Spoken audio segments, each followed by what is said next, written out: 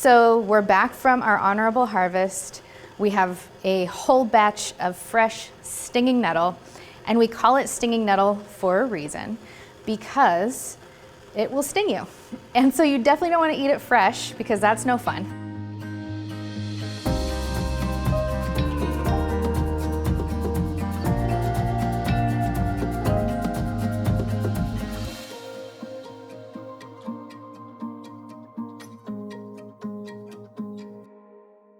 When you have your harvest, you're going to follow this method to preserve your nettles. I like to do big batches of this in this particular time of year, and then I store them away in the freezer, and I have frozen nettles all year long.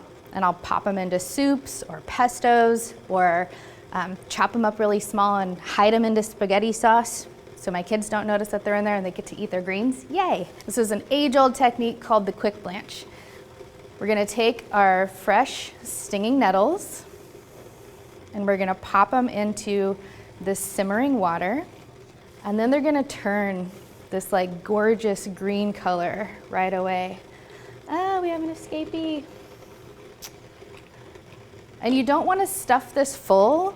You wanna give it some space so that it does its thing.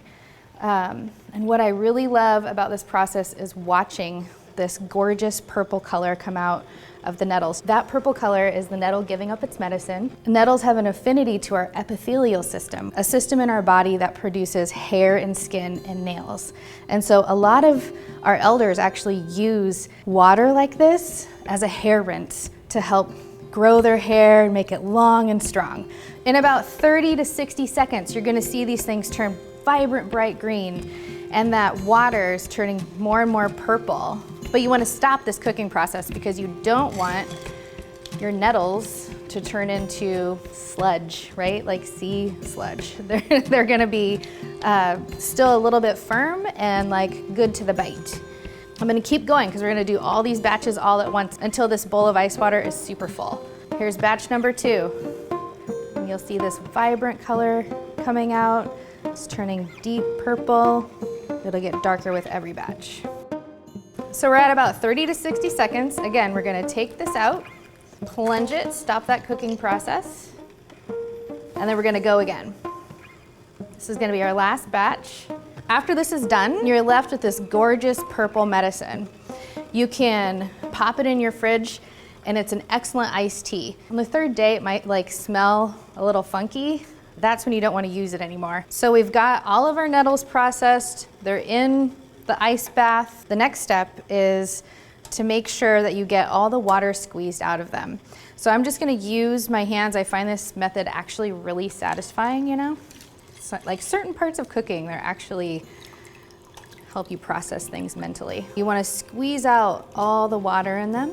Like I was talking about with the honorable harvest, you're always thinking about how you want people to eat this food in the future. It's so satisfying, especially after getting all those like nettle stings on your fingers. I'm also thinking about portion size. So if I want to pull this out of the fridge, how much do I want for future use?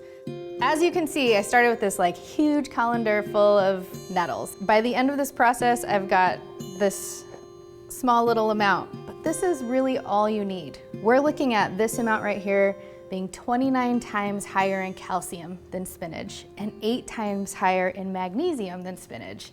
That's the teachings of our wild foods. It's not more is better. It's actually taking only what you need. I was taught to not use tongs, but we want everyone to have a good time, right? On the first nettle harvest. So